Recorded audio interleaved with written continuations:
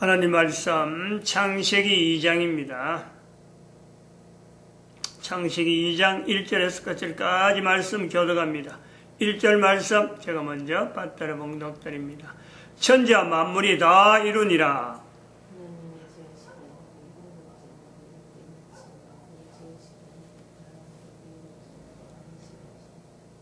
하나님이 일곱 자녀를 복주사 거룩하게 하셨으니 이는 하나님이 그 창조하시며 만드시던 모든 일을 마치시고 이날에 안식하셨음이더라. 너희가 하나님의 성전인 것과 하나님의 성령이 너희 안에 거하시는 것을 알지 못하느냐. 모든 정사와 권세와 능력과 주관하는 자와 이 세상과 오는 세상 일컫는 모든 이름 위에 뛰어나게 하시고 또 만물을 그 발 아래 복종하게 하시고 그를 만물 위에 교회의 머리로 주셨느니라. 교회는 그의 몸이니 만물 안에서 만물을 충만케 하시는 자의 충만이니라. 평강의 하나님이 친히 너희로 온전히 거룩하게 하시고 또 너희 온 영과 혼과 몸이 우리 주 예수 그리스도 강림하실 때에 허먹게 보존되기를 원하노라. 너희를 부르시는 이는 미쁘시니 그가 또한 이루시리라. 우리가 아침에 고린도전서 3장 16절, 에베소서 1장 21절, 22절, 23절, 데살로니가전서 5장 23절, 24절을 암송을 합니다. 그리고 요거하고 또 우리가 같이 맥을 같이 해서 2012년부터 국가 역사 정체성을 통해서 복음을 하라. 이 내용이 통합니다. 같은 통한다는 것은 뭐냐면은 고린도전서 3장 16절 성령님이 너희 안에 거하시는 것을 알지 못하느냐. 에베소서 1장 21절, 22절, 23절 속에 교회는 만물 안에서 만물을 충만케 하시는 자의 충만. 이거는요, 교회라고 하는 어떤 그 모습을 가지고 성령님의 나타나심이다. 성령님의 현재적인 어떤 주소, 교회라고 하는 거예요. 성령님은 어디서부터 역사하느냐? 교회로부터 역사한다. 교회 이름을 가지고 역사하신다. 사도 바울 시대에 사도 바울이 이스라엘 역사 전체를 걸쳐서 성령님에 대한 인식을 하는 것과 마찬가지로 오늘날 교회는 모든 교회는 그래 있는다는 거죠. 예수 그리스도 오심의 2000년 동안을 가지고 교회 이름이 남겨졌으므로 이 교회라는 이름을 가지고 성령님의 역사가 볼 수 있다. 성령님이 역사하시는 현장이다. 이래 보는 거죠. 볼 수 있다는 거예요. 사도 바울의 표현을 오늘 우리가 다 할 수 있다.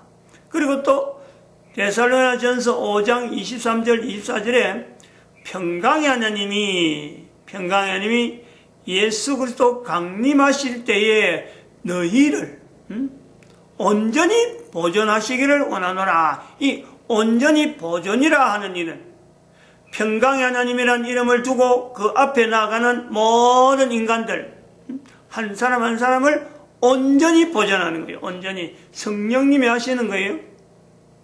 성령님이 하신 일을 나타낸다는 거죠. 성령님이 너희 안에 거하시는 걸 알지 못하느냐? 교회는 만물 안에서 만물을 충만케 하시는 자의 충만. 예수 그리스도 강림하실 때까지 한 개인 개인을 온전히 보존하는 이 사역을 우리가 성령님의 사역이다. 성령님의 사역은 교회를 통해서 한다. 그리고 성령님은 바로 개인 한 사람 한 사람에게 역사하고 계신다. 언제나 내재하고 계신다. 인간으로서 성령님이 내재하지 않는 인간은 아무도 없다. 개인이 어떻게 성령님이 내와 같이 있느냐라는 것을 알 수 있는 방법은요, 누구나 가능하잖아요. 잠을 자는데 꿈을 꿉니다. 꿈을. 여러 가지 다양한 꿈들이 개인에게 있지만은 그 꿈들 속에는요, 성령님의 역사심이 있는 거예요. 개인에게. 그걸 인정하지 않으니까, 개인이 그걸 인정하지 않으니까 그걸 놓쳐버려서 그렇지. 성령님이 너희 안에 거하신 것을 알지 못하냐라는 말씀이 잘못된 것이 아니고, 그 말씀을 내 것으로 하지 아니하고 성령님이 나와 함께 한다라는 것을 인정하지 않은 것, 이걸요, 그 개인이 잘못된 거예요. 이게 이제 국가 단위로 놓으면은 임마누엘이 됩니다. 임마누엘. 사건이 사람에 나타난 여러 가지의 환경들이 종합적으로 나타난 내용이 국가 단위에서 사건이 되는 거죠. 사건이 역사가 되는 거죠. 역사가 어떤 그 사건이 없고 아무런 어떤 그 국민들이 느낄 만한 어떤 이벤트적인 어떤 그 전환점이 없다면요, 역사 자체가 없는 거예요. 뭔가 사건이 있으므로 그것을 기억하면서 그 국가가 한 걸음 한 걸음 걸어온데 지나간 이력을, 국가 역사를 바라보는데, 바로 그 역사, 사건, 개인이 참여, 이 내용에 전반적으로 나타나는 것은 평강의 하나님의 뜻이 각 국가 단위로 적용이 되었기 때문에 그 국가가 현재적으로 국민들이 그 속에서 존재하는 거예요. 만약에 국민들이 있었더라도 국가가 참 그 국민들이 그곳에 거주하면서도 하나님을 인정하지 않는다. 그리고 하나님께서 보실 때 그 지역에 있는 것보다는 딴 데로 옮기는 게 좋겠다. 다른 데 가서 이제서 국가 단위 형성이 좋겠다 그럴 때는요, 그 지역을 사막화잖아. 사막화. 사람이 살 수 없는 지역으로 만들잖아요. 사람이 살 수 없는 지역에는요, 국가라는 단어를 쓰지 않고 거기에 국가의 역사 정체성을 통해서 임마누엘이라는 표현을 하지 않습니다. 사람들이 할 수 없는 거예요. 왜냐? 평강의 하나님이라는 표현이 안 나오거든. 거기서 성령님이 우리의 역사 속에서 어떤 일을 했다 하고 하는 어떤 이력이 없는 거예요. 전체적인 국가, 전체적인 인류사회, 지구 전체를 보면은 그런 사막도, 그런 어떤 참 사람이 살 수 없는 곳이라는 것조차, 어쩌면 정글에조차, 사막에 반대되는 정글에조차 하나님의 섭리가 미치지 못하는 데는 없지만, 인류 역사 전체를 두고 국가 단위의 임마누엘을 이야기할 때는 그 나라 국가 단위, 현재적으로 있는 국민들에 의해서 국가 역사 정체성을 나타내기 때문에 국민들이 그렇게 표현하지 않는다는 거죠. 근데 그런 것조차 인류 전체를 하고 어울릴 때는 그것까지, 지구상에 나타나는 여러 가지 현상들까지, 심지어 노아 홍수까지, 노아 홍수라는 모든 것이 다 들어가잖아요. 노아 홍수까지 거슬러 가면은 인간에게 결국 하나님은 평강을 주신 하나님, 평강 주시려고 노아의 홍수를 주신 거다. 어디까지 우리가 노아 홍수가 어떻게 해서 평강이 됐느냐?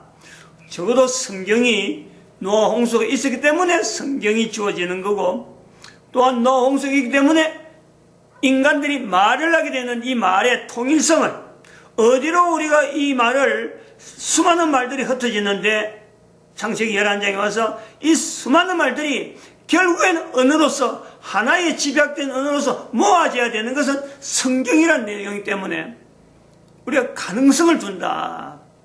성경이기 때문에 언어가 흩어짐에 대해서 돌아와야 될 주소를 우리는 분명히 가지고 있다. 인류에게요, 이게 보통 평강이 아니잖아요. 말 때문에, 언어 때문에 싸우고 있는 인간들. 또 하나 우리가 볼 수 있는 것은 노아 홍수 때문에 예수님의 오심에 대한, 다시 오심에 대한 모든 인류들이 집중할 수 있다는 거예요. 모델 자체가 노아 홍수를 모델해서 그때는 8명이 살아났다지만 이제는 모든 사람이 살아남을 수 있는 환경은 예수 그리스도에 무릎을 꿇고 예수 그리스도에 모든 사람이 입이 예수님을 주님이라 하면서 예수님을 가장 높은 이름, 유일하게 하나로서 인간이 부를 수 있는 가장 높은 이름을 예수 그리스도를 두는 요 요소가 있다. 그게 우리가 노아 홍수를 통해서 우리가 모델을 한다는 거 아니야.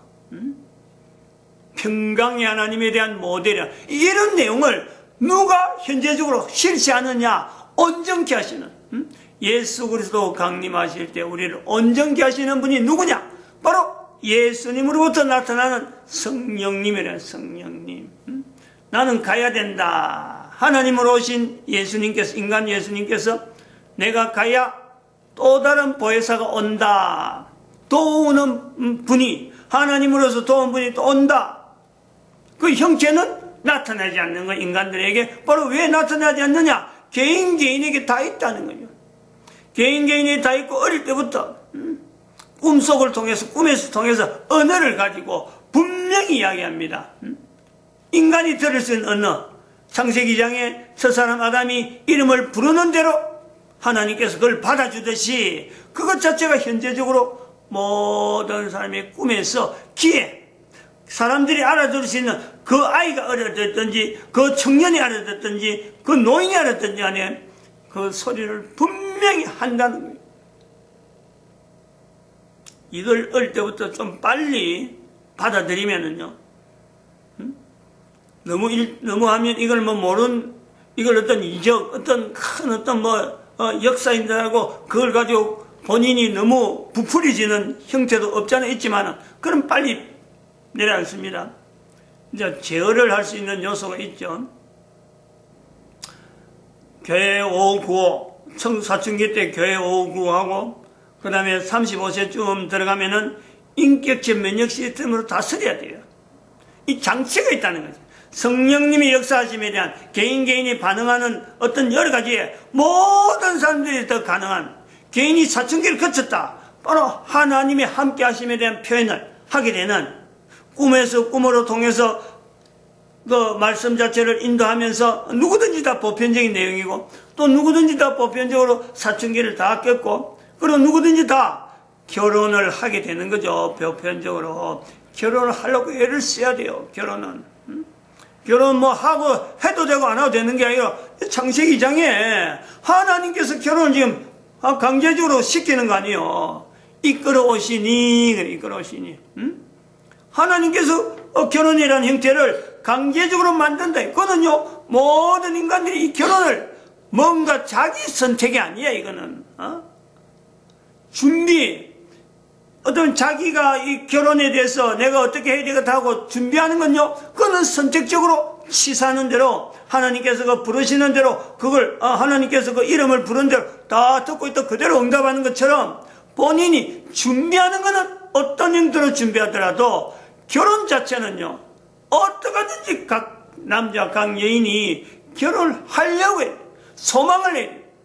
하나님이 이끄시는 그 이끌에 내가 분명히 반응되어지는 한 사람이 되어야 되었다. 소망을 해야 돼요. 소망을. 이것도 소망은 아니요, 그저 자기 기분대로 덜렁덜렁 결혼해버리면요, 어마어마한 어떤 역사들이, 나름대로 그 파탄의 역사들이, 이 사탄이 하는 거죠.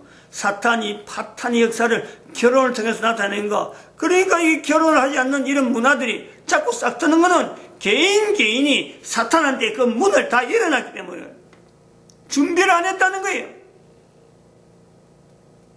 결혼해가지고 자녀가 있을 때에 35세 되어서 인격체 면역 시스템이라는 이 단어 속에 고민을 하면서 인생을 보내야 돼요. 그래야 성령님께서 개인에게 어떻게 역사하시고, 어떻게 꿈속에서 이야기한다든지 사람을 통해서 이제 듣는 말도, 이거는 성령님이 하시는 말이라고 자기가 받아가지고 자기가 행동을 그대로 나타내는, 사람들끼리 나오는 말 한마디를요 그냥 흘러버리지 않는 진중함이 있죠. 살아가는 게 진중한 거예요. 그러면 자기 앞에 주어지는 60년, 70년의 인생을 설계를 해가지고 언제쯤에 나는 하나님 앞에 가고 싶다 하고는 자기 데드라인, 인생의 데드라인을 자기가 정하는 거예요. 그것조차 하나님은 다 들어주신다고 하네요. 왜냐면 그때까지 최대한 하나님은요, 효율적으로 인간을 하나님 안에서 사용하기를 하나님은 바라는 거예요. 근데 그대로 하겠다고 나아가는 발걸음, 15세쯤에서 사춘기 보내고 35세쯤에서 결혼을 해갖고 자녀들과 더불어서 인격적 면역 시스템에 대한 이 단어를 계속 익혀가는 가운데 성령님 역사하시면 그야말로 효율성 있게 한 사람 한 사람을 인도하는 거예요. 이 인도를 잘 들어야 돼요. 잘 비유를 해야 돼요. 결혼이란 이 구조, 이 요소, 창세기 2장을 우리가 근거를 해서 우리가 이 이야기를 해야 되고, 개인의 인도에 대해서 우리가 국가 역사 정체성을 이야기할 때, 한 사람이 살아가면서 하나님 앞에서 존재하는 그 내용이 분명할 때, 그것은 지구라고 하는 이 범위 안에서 분명히 제한되는 거죠. 지구. 그리고 또 국가라고 하는 이 범위가요, 분명히 또 그 사람을 제한합니다. 그러면서 개인이 존재하는데 가장 최소 단위, 제한된 단위, 이거를 국가라고요. 인식을 해야 돼, 인식을. 국가라는 자체가 없으면은 개인이 내가 혼자 산다라는 자체에서 이게 연결성이 없어요. 그래서 국가가 주어진 것에 대해서 하나님 앞에서 임마누엘 역사를 고백하는 거예요. 고백해야 된단 말이죠. 근데 이런 것에 우리가 지금 대한민국이 국가에서 정체성에 인류 전체, 국가 전체에서 모델 국가라고 하면서 현재 지금 대한민국 2019년 현재 일어나는 여러 가지 상황, 이 너무너무 이거는 말이야 정확한 예가 되는 거예요. 국가 역사 정체성을 가지고 국가라는 부분에 대해서 인식이 되어지지 못한 사람이 대통령의 자리에 있다 하더라도 그 자리 위치가 어떻게 되느냐, 2년을 넘기니까 지금 문제가 나오는 거고, 그 전에 있던 2012 박근혜라고 하는 사람은 여자지만은 국가라는 이 개념에 여자가 다른 어떤 사람하고 관계를 하지 아니하고 오로지 나라와 결혼했다, 국가와 나는 이 국가와 결혼했다 하는 표현을 하는 사람, 그 바로 반대 대칭되는 위치에서 다음에 탄핵으로 탈환한, 탈환에 가면 쟁취한, 아주 나쁜, 정말 이런 존재는 대통령으로서뿐만 아니라 참 어떤 국민으로서 국가라고 하는 이 속에서 전혀 국가에 도움되지 못한 그 행보를 가져왔던 문재인이라는 사람이 대통령 되어가지고 첫 그 행보, 첫 어떤 국가 정책에 대해서 손을 댄 거, 기존에 해오는 것에서 첫 번째 딱 손을 댄 것이 바로 핵발전소 폐기잖아요. 핵발전소 폐기. 지금 우리 교회가 지금 이 부강산과 운영위원회에서 사청 전체를 단전시키는 전선을 끊어버린 거예요. 끊어버리니까 지금 뭐 시스템이 말이죠, 이 어마어마하게 복잡하도록 뭐 발전기를 차에 있는 발전기를 켰다가 5층에 있는 발전기 켰다가 또 전체 발전기를 죽였다가 또 발전기 켤 때는 선을 이쪽을 꼽았다가 저쪽 꼽았다가, 전기 하나예요. 전에는 전혀 신경 쓰지 않았던 전기 하나에 하루 종일 시간대로 맞춰가지고 이렇게 저랬다. 보통 소모가 아닙니다. 보통 시간적으로도 그러고 이거 여러 가지 생각하고 나가는데 하다가도 다른 건 못 해버리는 거예요. 그 시간에 맞춰서 하니까. 이와 마찬가지예요. 핵발전소를 폐기하는 이 내용은 제가 느낀 거예요.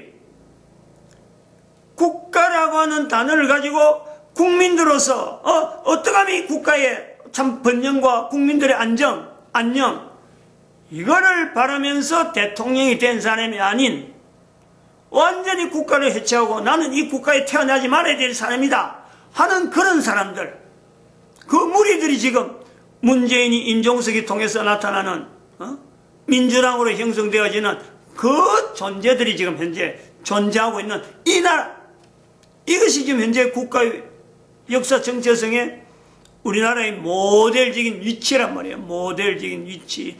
너무너무 상반된, 2021 박근혜가 없었다면요 사실은 이만큼 상반되는 것 자체가 드러나지 않아요. 근데 2021 박근혜가 딱 있음으로써 그 다음에 대칭되는 문재인이 등장되었는데 너무너무 비교되어지고 너무너무 상대적이고 너무너무 극적으로 상대적인, 남극과 북극이 다르듯이 박근혜와 문재인은 전혀 국가에 대한 자세는 전혀 만날 수 없는 상황이다. 지금도 그래 봐요. 한 사람은 대통령이고 한 사람은 감옥에 있고. 2019년 10월 3일 행사 때 박근혜 이름이 현재 문재인을 통해서 이 민주당을 통해서 나타나는데 박근혜란 말이 한마디도 안 나오는 거. 응? 박근혜가 뭐 어떻게 했으므로 어떻게 이거는 정치적인 뭐 이런 대항이다. 한마디도 나오지 않는 걸요. 우리 국민들이 이걸요 복으로 봐야 돼. 복으로. 정말 다행한 일이다. 응? 박근혜 위치는 그런 사람 입에서 대항적으로 불려진 그런 사람이 아니. 인류 전체 모델이야. 인류 전체 모델. 살아있으면서 이거 자체가 지금 하나님이 형성시키시는 분명한 어떤 흐름이 있다는 거예요. 반대로 박근혜에 대한 공격에 대신해서 공격당하는 사람이 바로 전광훈 목사요. 전광훈 목사. 민주당에서 뭐 내란 선동죄로 고발했다는데 이 민주당이 내란 선동 전광훈 목사를 10월 3일 날 행사를 집행한 거로 통해서 내란 선동죄로 고발한 그 자체는 바로 그 자체는 민주당이 우리가 잘 아는 대로 매국 노력하는 그 오적이 있잖아. 오적. 일본하고 한일합방 행거돼서 매국 노력 벌어서 5명 이완용을 필두로 해가지고 그때는 매스컴이 발달 안 해가지고 사람 이름만 5명 나왔지만 왜 그 5명 있었겠어요? 그를 지지하는 수많은 강요들이 있었으니까 수많은 그 무리들이 있으니까 사실은 그 사람들이 매국노적인 행동을 할 수 있었던 거예요. 오늘날 마찬가지. 어떻게 문재인, 어떻게 조국 두 사람만 했겠어요? 어떻게 임종석이라는 사람이 가능하겠느냐? 민주당이라는 이 조직이 그리고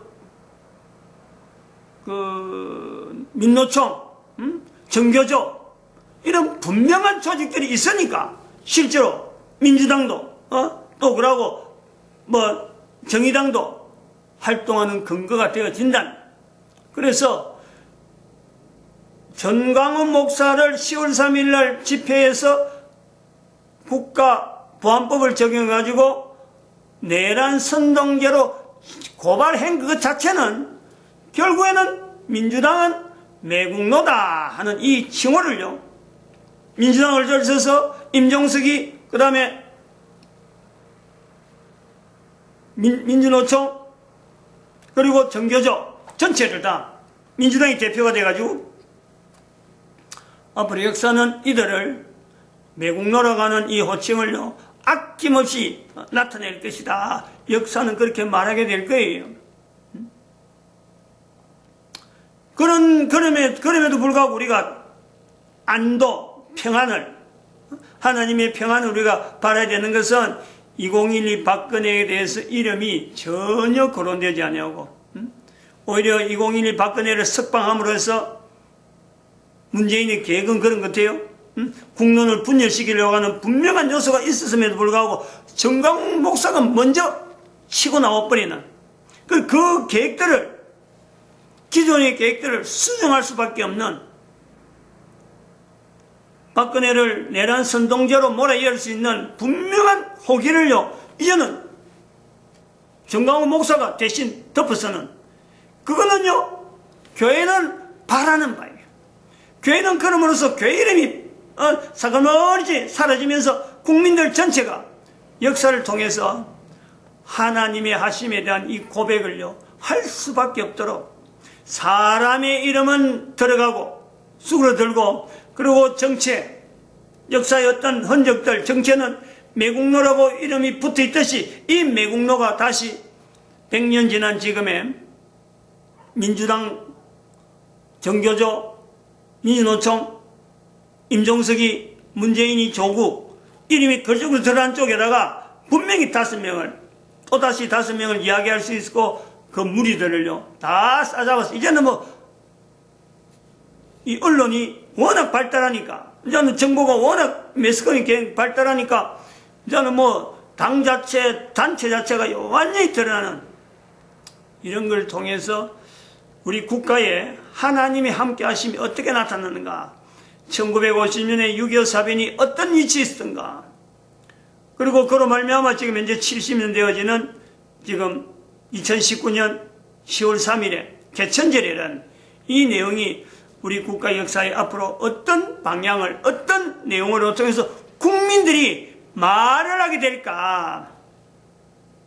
하나님의 함께 하심에 대한 이 고백, 개인이 임마누엘이라고 하는 이 내용이 내 개인에게 역사할 때, 내 개인이 내가 꿈에서, 내가 꿈을 내가 꿈꾸미지만 내가 말도 못했는데 그 꿈속에 성령님이 역사하심이, 또 내가 만나는 사람들이 나에게 주는 말을 통해서 성령님의 음성을 내가 들을 수 있는 이런 환경이 많아질 수밖에 없는 대한민국의 환경으로 변할 것이다. 평강의 하나님이 예수님 오실 때까지 우리 한 사람 한 사람을 온전히 보존하시는 하나님의 승리를 내가 고백한다는 거예요.